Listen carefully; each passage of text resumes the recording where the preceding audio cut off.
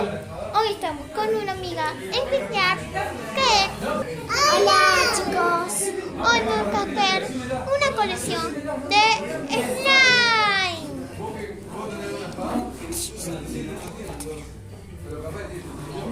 Miren chicos, ahí se pegó chicos. Miren. Ese es el normal que se hace con plasticola y Ariel Y pintura. claro, y nosotros le pusimos así, lo dejamos así. Bueno chicos, ahora tiene mi amiga, mi mejor amiga, Abril. Hola. Bueno, denle like, suscribiros, denle muchos like.